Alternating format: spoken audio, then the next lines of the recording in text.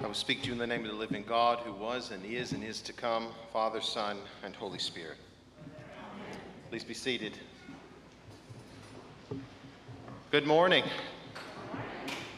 I don't know about you, but when I was a kid growing up, trying my hand at things like Little League baseball, basketball, and the art of trying to learn how to tie knots and build a small car out of a piece of wood for the Pine Wood Derby as a Cub Scout, I often heard my mother offering me this phrase of great wisdom often. Practice, she proclaimed, makes perfect.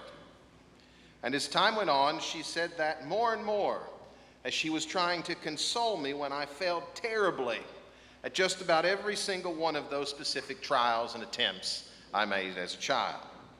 When I struck out and got sent to center field, that place where few little leaguers ever hit the ball, my mother told me just to keep practicing because practice would make perfect. And when I wound up on the C team in basketball, sitting on the bench, and was most known for getting so worked up during a game that when I got the ball and shot it, it went over the top of the backboard, my mother would pat me on the shoulder after the game each time and say, "Don't worry, son, practice makes perfect." And when I finally nailed the plastic wheels onto my Pine Wood Derby car so tightly that the car literally did not move an inch down the inclined track in the Cub Scout race, my mother just gave me a hug and told me not to give up because practice makes perfect. Now, several years after failing miserably at baseball, basketball, and the Cub Scout Pine Wood Derby, thankfully I discovered music. And I really did learn that if I would practice my music lessons, I could indeed get good and succeed at something. But even with that, and a few other things I excelled at as a youth, and there were only a few, I can never really say that all my practicing ever quite made me perfect at doing anything.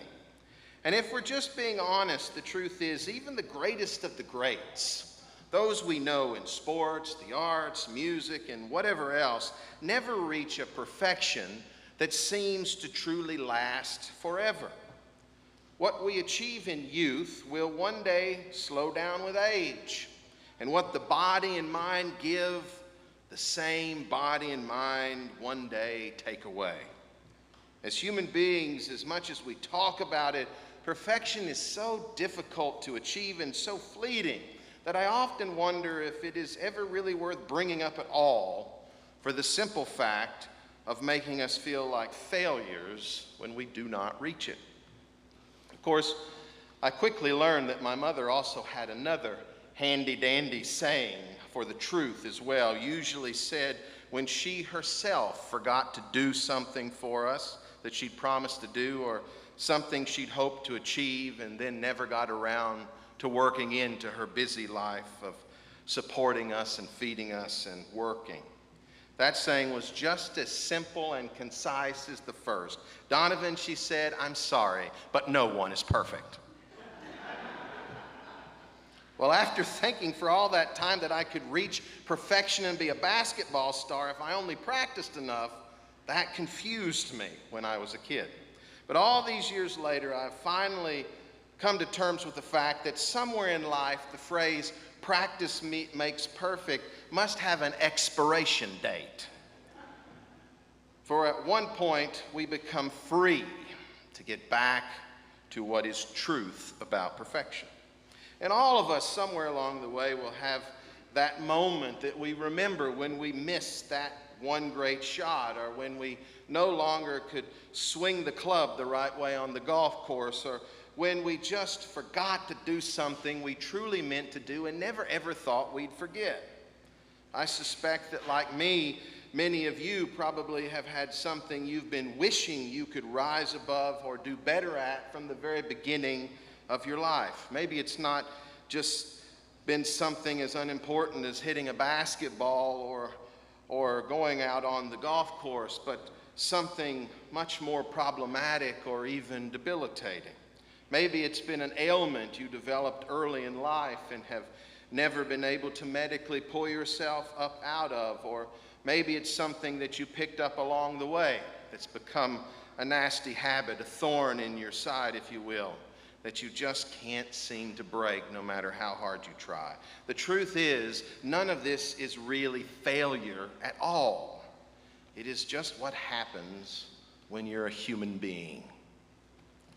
And the truth is, that struggle just might be a part of God's greater plan to help us understand that nothing at all can or ever will be perfect in this material, physical world we are struggling to journey through right now.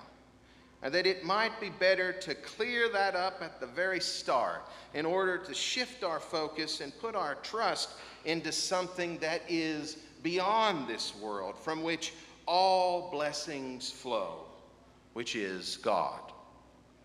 Interestingly enough, in our reading assigned for this Sunday morning, it is the middle reading today from the second letter of St. Paul to the Corinthians that carries with it, I believe, a powerful message that addresses this issue once and for all of our very practice makes perfect lives.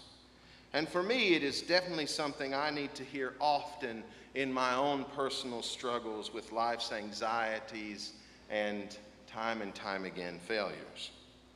In our Wednesday morning Bible study here at St. Thomas, just before I left for Ireland last month, we had been trying for several months to read through some of the letters of St. Paul. We made it through St. Paul's oldest letter, 1 Thessalonians, and we'd actually moved through a good portion of Paul's first letter to the Corinthians before I headed away for vacation. And the members of the Bible study gathered together and decided by unanimous vote to give St. Paul a good break while I was away.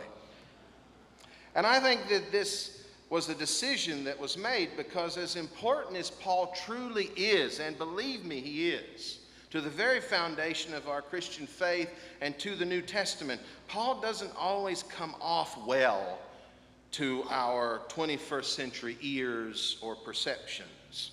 I always say that as we read Paul in the Bible, we need to remember that he was trying to deal with a completely brand new Jesus movement in his letters, just beginning to suddenly grow and expand among Gentiles far removed from the practice and understanding of the Judaism of Jesus and Paul and the apostles and where they came from.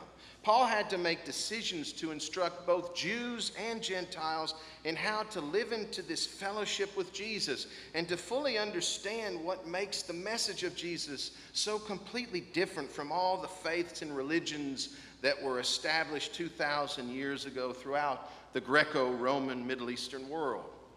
Sometimes in doing this, Paul comes off a bit as a bully and a boaster with a big ego himself, even when he's trying his best to explain why those very kinds of actions in this world are completely counter to God's true kingdom established and proclaimed by Jesus Christ.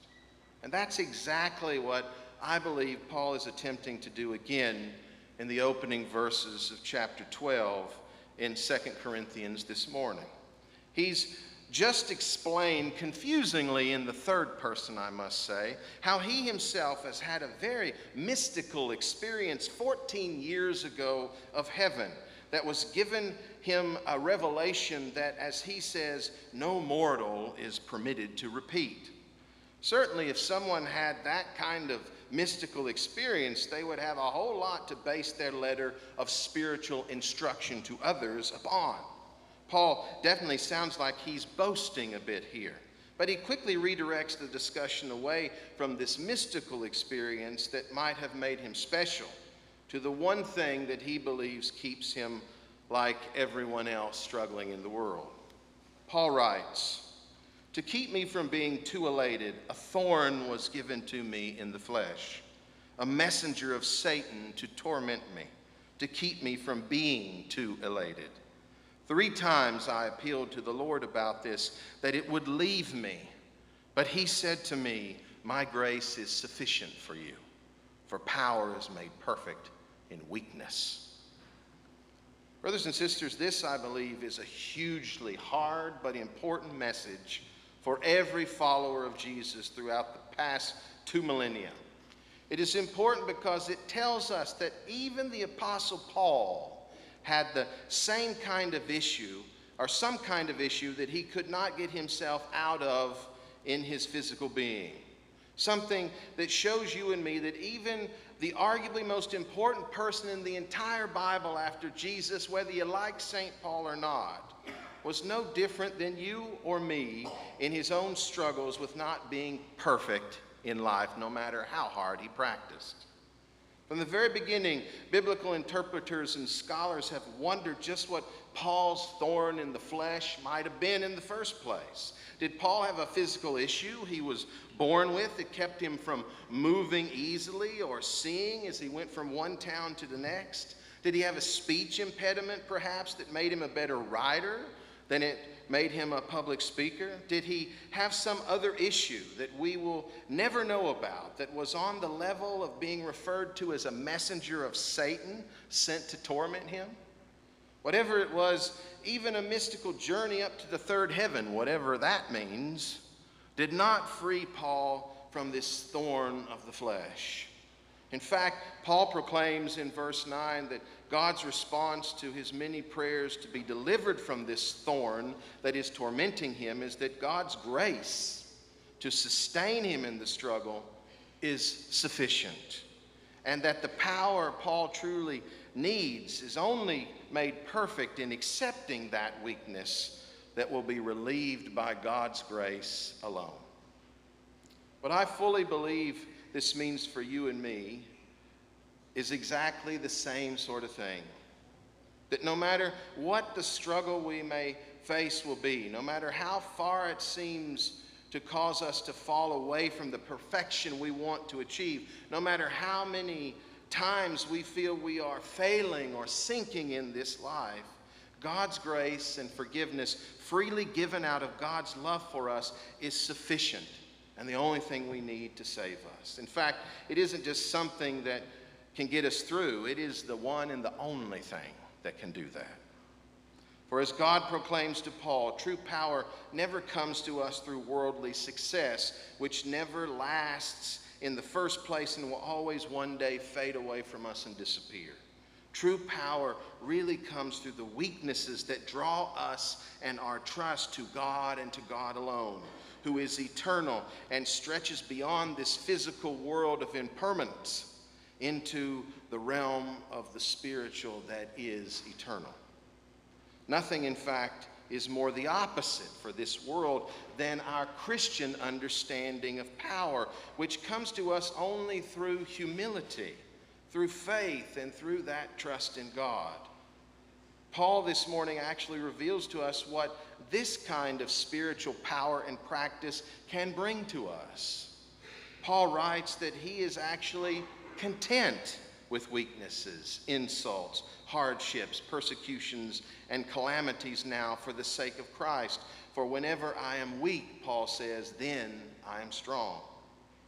Think about that for just a second, if you will.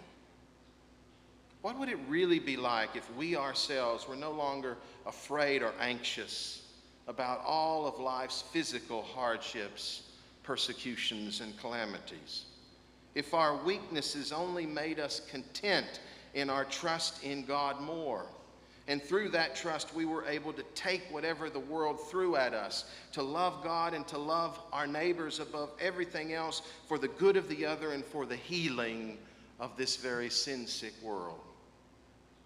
That, my friends, I believe is the gift and the good news Jesus Christ offers to us. Jesus Christ, whose symbol for us through 2,000 years has never been eagles or bears or wolves or instruments of war, but has only ever been the body of a beaten, dying man hanging in front of us on a cross.